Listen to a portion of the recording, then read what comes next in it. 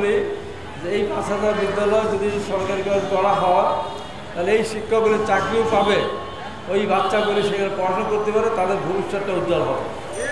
আর শিক্ষকদের ব্যাপারে একটা জিনিস আমি বলতে চাই, শিক্ষকদের যদি বেতন বৃদ্ধি করা না হয়, যারা এখন এমপিভুক্ত আছেন বা সরকারি বিদ্যালয়ে আছেন, আর বিভিন্ন কলেজ, আমি তো 2টা কলেজের সভাপতি, একটা হাই স্কুলের সভাপতি, আমি প্রোগ্রামগুলিতে দেখেছি, মিটিংগুলিকে দেখেছি, কী নিদারুণ অবস্থা।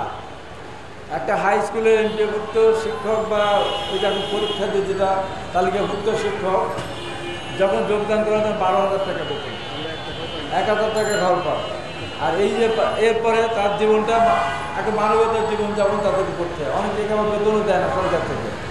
এইভাবে শিক্ষাকে অবহেলা করা হচ্ছে। একটা দেশের অর্থনীতি ধ্বংস হয়ে গেলে সেই অর্থনীতিকে সচল করা যায়, আবার সেই দেশটাকে উন্নত পর্যায়ে নিয়ে যাওয়া যায়। কিন্তু শিক্ষা ব্যবস্থা বা একটা প্রজন্মের মধ্যে ধ্বংস হয়ে যায়, সেই দেশ আর কোনোদিন সোজা দাঁড়াতে পারে না। বিগত বছরগুলোতে আমরা সেটি দেখেছি, শিক্ষক আছে, ছাত্র নেই। আমি দেখেছি বিভিন্ন জায়গায় অনার্স কোর্স খোলা হয়েছে, 5 জন শিক্ষক আছে, 1 জন ছাত্র নেই। এমন বেহাল অবস্থা চলছে, এরকম বলবো। তাই এই বিদ্যালয়গুলিকে প্রাইমারি স্কুলে যেখানে যেখানে স্থাপিত হয়েছে এখনও বেসরকারি, কিন্তু সেখানে ছাত্রছাত্রী আছে, এমনটা নাই যে ছাত্রছাত্রী নেই, তারা একটা কোনো রকম টিনের ঘর করে বসে আছে, তা তো না। সেখানে তারা যাচাই বাছাই করে ছাত্রছাত্রী যেখানে যথেষ্ট আছে সেখানে তাদেরকে এমপিভুক্ত করার আমি দাবি জানাচ্ছি, যাচাই বাছাইয়ের মাধ্যমে সরকারি করা।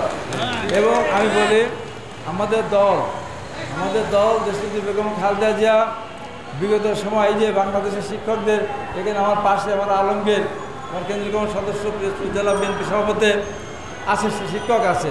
এই যে বেসরকারি শিক্ষকদের আগে তো সরকারের পক্ষ থেকে একেবারেই কম টাকা দেওয়া হতো। ম্যাডাম খালেদা জিয়া ধাপে ধাপে এমপিভুক্ত শিক্ষক 100% পরে যার ব্যবস্থা করেছিলেন, শুরু করেছিলেন, অবসর দেওয়ার পরে 50 লক্ষ। এই যে ম্যাডাম খালেদা জিয়া এই কাজটি করেছেন। তাই বিএনপি সবসময় শিক্ষার ক্ষেত্রে বলেন, শিল্পের ক্ষেত্রে বলেন, কৃষকদের পক্ষে বলেন, বেকারদের পক্ষে বলেন, বিএনপি যখন ক্ষমতায় ছিল 2001 থেকে 6 সাল পর্যন্ত গার্মেন্টস শিল্পে বিপ্লব ঘটে গিয়েছিল। কত হাজার নতুন গার্মেন্ট প্রতিষ্ঠিত হয়েছিল, এখন আমরা সেই তালিকা দেখলে বুঝতে পারি সেগুলি এখন হয়তো অনেকে বন্ধ হয়ে গেছে। তাই বিএনপি সবসময় দেশের মানুষের কথা ভাবে, দেশের উন্নয়নের কথা ভাবে। আর দেশের মানুষের কথা ভাবতে হলে, উন্নয়নের ভাবতে হলে শিক্ষাকে সবচেয়ে বেশি গুরুত্ব দিতে হবে। তাই বিএনপি শিক্ষা ব্যবস্থাকে ঢেলে সাজানোর জন্য চেষ্টা করেছে। আপনারা দেখেছেন পৃথিবীর ইতিহাসে আমরা দেখি নাই, শুনি নাই, আমি নিজেও ব্যক্তিগতভাবে কিন্তু কল্পনা করিনি যে একটা বাচ্চা স্কুলে যাবে, তার বিনিময়ে 30 কেজি চাল পাবে, গম পাবে। এটা ম্যাডাম খালেদা জিয়া কিন্তু প্রথম শুরু করেছিলেন। মেয়েদের অবৈতনিক শিক্ষা উপবৃত্তির ব্যবস্থা করেছিলেন। ধীরে ধীরে ইন্টারমিডিয়েট পর্যন্ত মেয়েদের অবৈতনিক শিক্ষা ব্যবস্থা দেশনেত্রী বেগম খালেদা জিয়া কিন্তু চালু করে দিয়ে এসেছিলেন।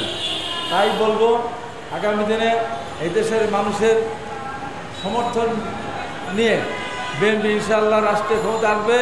আর বিএনপি রাষ্ট্রীয় ক্ষমতা আসলে আমার এই বেসরকারি প্রাথমিক বিদ্যালয়ে যারা অবৈধ শিক্ষক আছেন, যাচাই বাছাই করে অবশ্যই অধিকাংশ স্কুলগুলি তারা সরকারি আওতায় আসবে বলে বিশ্বাস করি। এই কথা বলে আপনারা যারা দীর্ঘদিন কষ্ট করছেন, কোনো কষ্ট বৃথা যায় না, এক সময় সেটা বাস্তবায়ন হয়।